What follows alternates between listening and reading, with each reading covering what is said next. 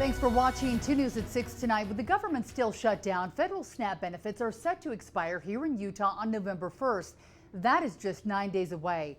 This would impact 85,000 households across the state of Utah who rely right now on the program to feed their families. All right, so we're asking the question, is the possibility of going hungry next month enough to tap into the state's $1 billion rainy day fund? We have team coverage on the SNAP benefit pause and how it could impact Utah families and food pantries as well.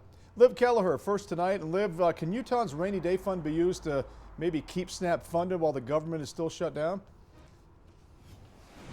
Well, Mark, technically, yes, with state legislature approval, but so far there hasn't been a move to do so. And with the SNAP money running out just ahead of Thanksgiving, it's Utah families that will feel this pressure.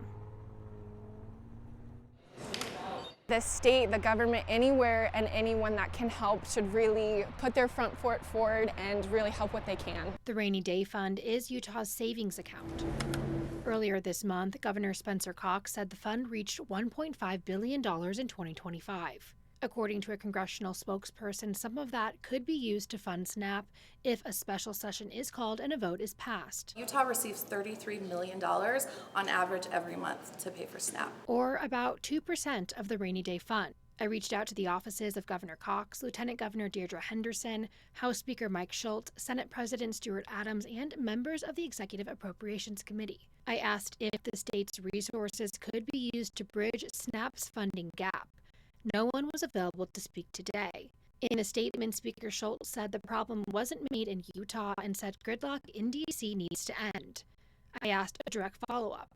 Why is the state choosing not to use funds to temporarily fund the SNAP program?